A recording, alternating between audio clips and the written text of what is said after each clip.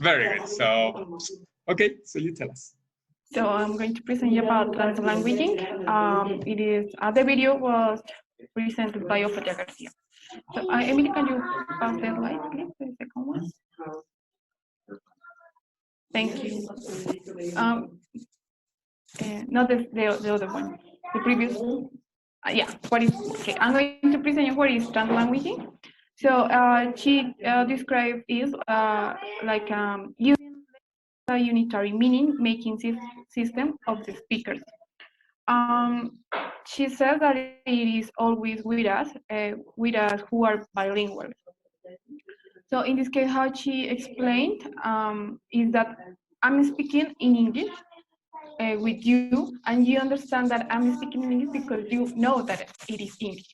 Because I'm selecting it the signs from my repertoire, and you recognize it as an English. So it means that what we have is just one language repertoire from where we select the features. So we don't have two languages. Yeah, just two repertoire. Just we have one. And it is about it is not about L1 or L2 or L3. But okay, so it seems like we just have one linguistic repertoire. Yeah. And she doesn't use the final R in the pronunciation repertoire. Very good. We just have one linguistic repertoire, but outside in the classrooms, they tell you when you enter the room, okay, here you will be using English, or here you will be using Spanish. But it's just a way to call part or segments of the same like continuum of language that we have internally. So externally, it is perceived as English or Spanish or Mandarin, but internally it's the same. It's like a continuum, yes? Yeah. A unitary meaning-making system. Yeah. She explains that in a context where children, for example, in the United States, the classroom and the teacher arrive and just speak in one language, and the teacher doesn't take in mind the first language, the tongue language, the mother tongue language. So she realized that because she worked as a teacher and she always has worked with teachers.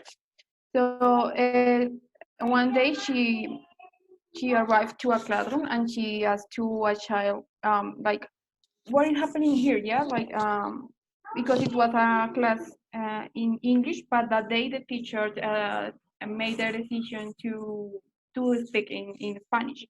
So the child answered to her like, even though Spanish come through my heart, English flows my veins. So in that moment, she thought that as a teacher, we have to think, how do we teach bilingual children? How do we teach us? How can we teach bilingual children? Knowing and keeping in mind that we and they have a whole system, so it is not separated. We can't separate them as we sometimes see it, like they are separate. Yeah, like they're one language and a second language. No, we couldn't do that, or we shouldn't do that. I'm sorry for the noise. It's Martin. Emily, can you? It is who? Martin, you said? My nephew, my son? Yeah. Martin?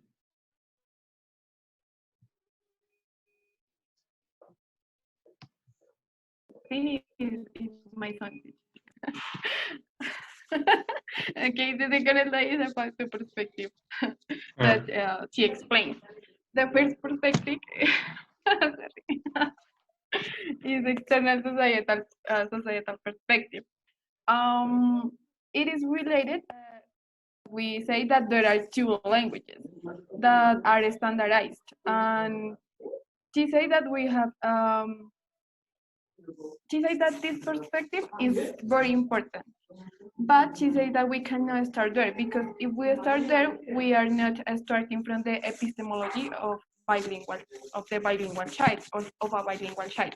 So this perspective is very important. But the second perspective, that is about internal perspective of the speaker, is more important. Why? We can bring it again the concept of what is translanguaging, that the language as a unitary meaning making system of the speaker that is always with them, with the children, and also with us. And she said that there is an entanglement of words. Also, there is a cultural practice in which bilinguals are always immersed. So the two perspectives are very important, but is the most, because sometimes school focus more in the first perspective, and they test and teach them the child in the, for example, in the second language, but they ignore the language repertoire of the child. I mean the first language. Okay. Do you So have yes, so it's somehow connected to the water lily flower. Yeah, exactly. You shouldn't put that. You shouldn't cut. So Cut. yes. So what happens for the world, for the external perspective, for the school, for the classroom, for the country? Language is segmented. So there is one language, second language, third language, etc. And you're evaluated on the first language or on the second language and so on. For the child, this internally doesn't exist. Internally doesn't exist like the separation of language one and language two.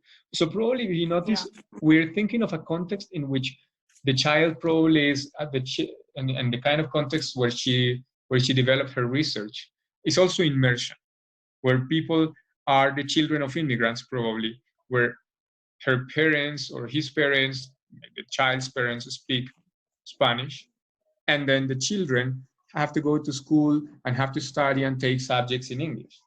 That's the kind of context that we're talking about. Again, we're talking about more an ESL than an EFL. Do you remember the difference? English as a second, English as a foreign.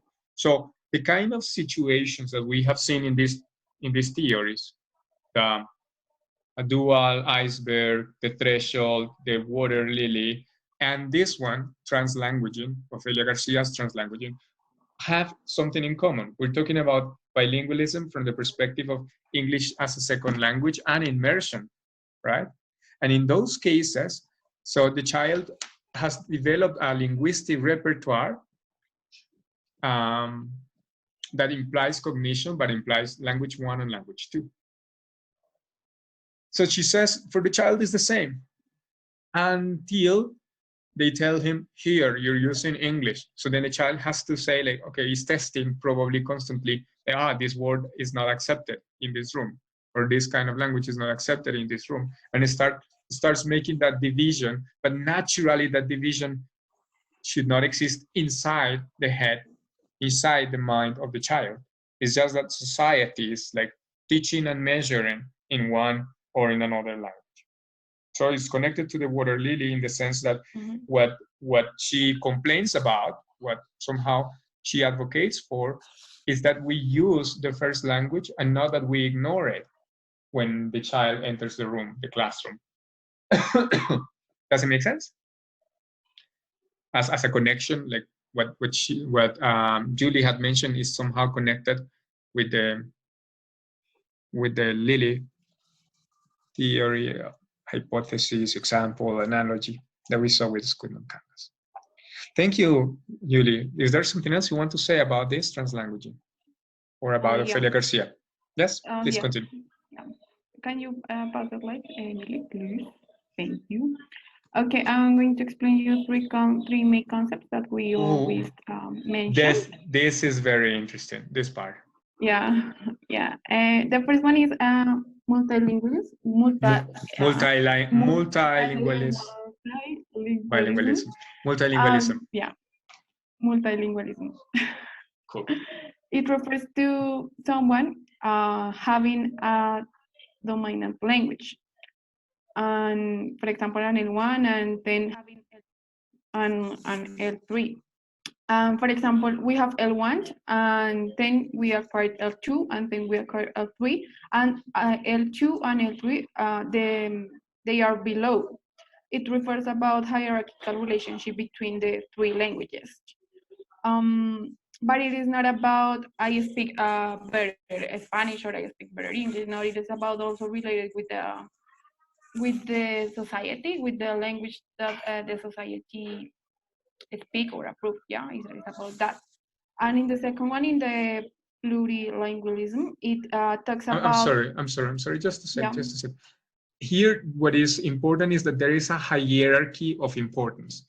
Yeah, This, in that concept, yes, there is a yeah. hierarchical So order. then there is one language that is more useful than the other, or something like that. So, for example, if you were born in an indigenous, well, let's talk about the case of San Andres. You were born in a community that speaks Creole English because your family is Raizal, and then you learn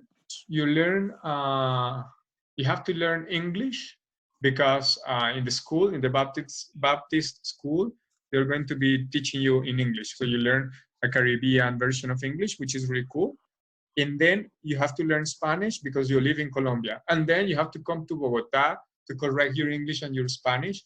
And then you have to take classes at Colombo because you want to standardize your English or something like that. So then there is always like certain hierarchies in which Creole, for example, stops being important. Spanish is important for the nationhood, and English is important for the globalized perspective and of modernity that the nation ascribed into as a discourse. So then multilingualism is often connected to this idea of languages as languages connected to prestige.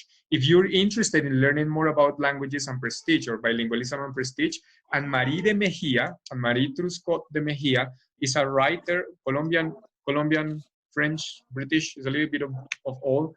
Anne-Marie Truscott de Mejia has written a lot about power, prestige, and bilingualism. So this multilingualism has a perspective in which not all the languages are evaluated in the same way, not necessarily about the concepts, but about the prestige that the language brings or the instrumentality of the language. So if like when you think like, oh, English is the language that we need to learn because of this and that. So there is like a certain hierarchy of languages.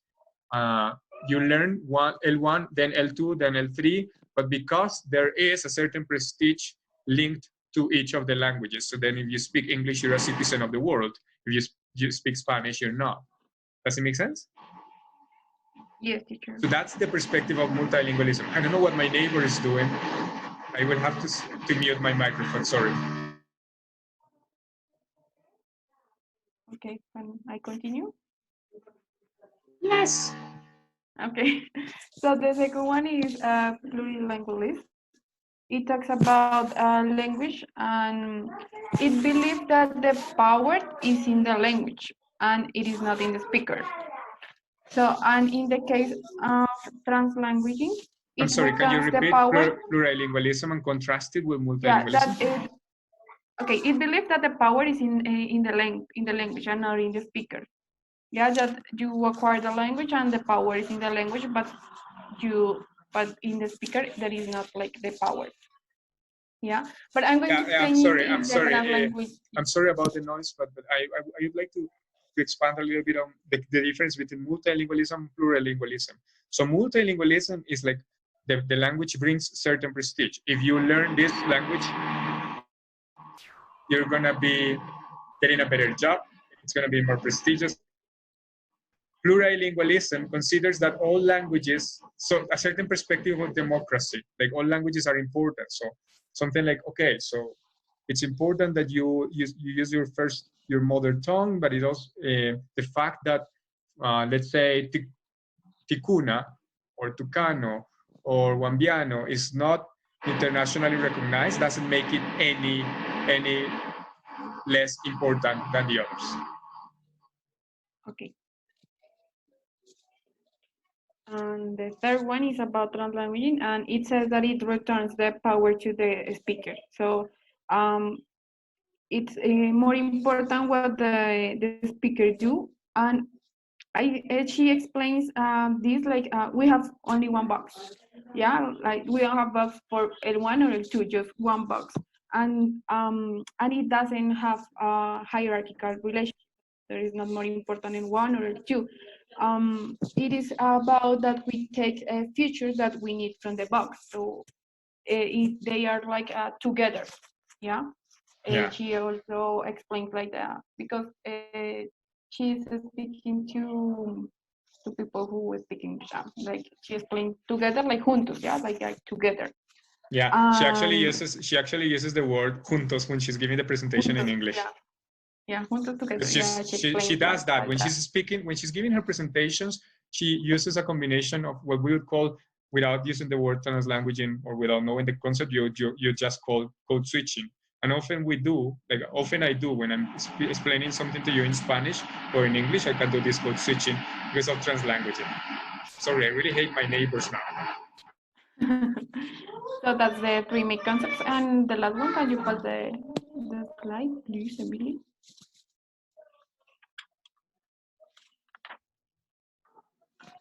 Emily. Thank you. Okay. And the last one is Translanguaging classroom. So when teachers work with multilingual children, there is always like a corriente, she said, like the current. And it is the same with our language. We don't know where our language end or they begin. So they are internal languages. So she speak about an dialect that we shape our own language. So the children shape their own language repertoire.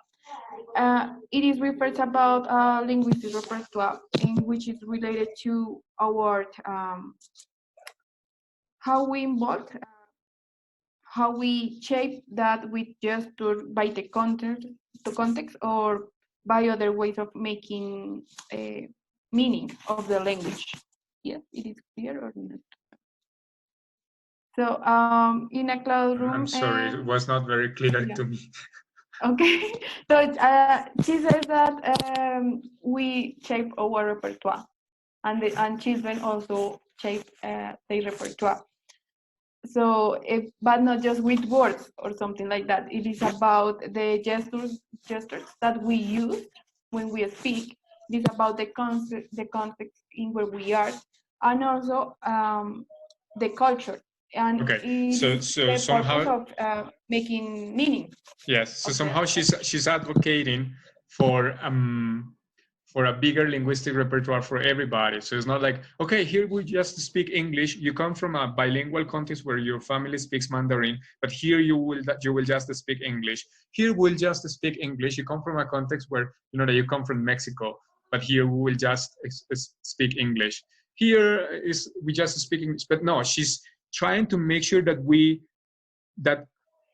translanguage becomes some sort of norm, so that, for example, do you know what is maki and what is do you know what is a maki? Do you know what is sushi?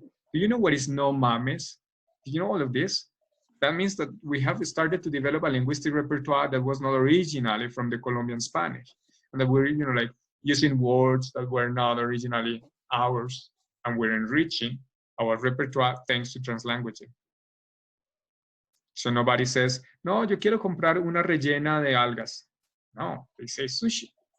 Yes, but when you go to a place where they don't speak Spanish, you can still say, yo quiero un burrito. They don't say, can you give me a grilled cake, flat grilled cake with cheese and meat inside with a lot of hot sauce? No, they just say burrito.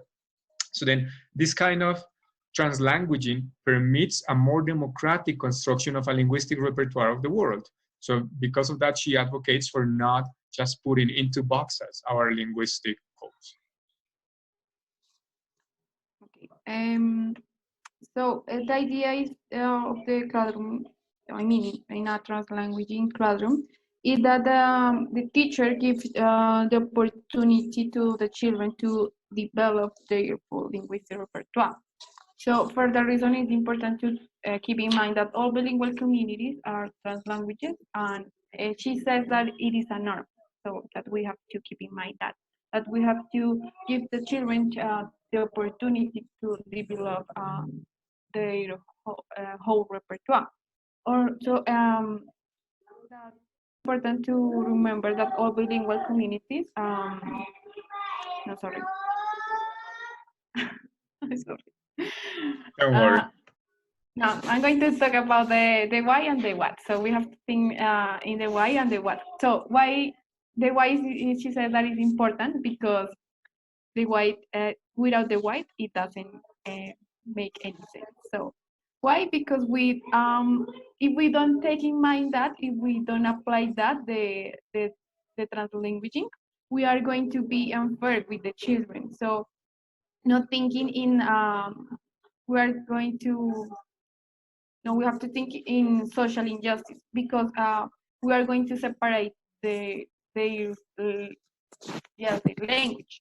So we have to find a way to make the situation more equal. Because, for example, if we compare bilingual and monolingual children, for example, in the case of bilingual, teachers take them in the less than half of the repertoire. And in the case of monolingual, they are being assessed with almost their full repertoire because and it is not equal. So we have to think about that to be more equal the situation, yeah? Because if So there is a certain democratic, linguistic democracy, exactly. let's say, a linguistic democracy. Okay, very good.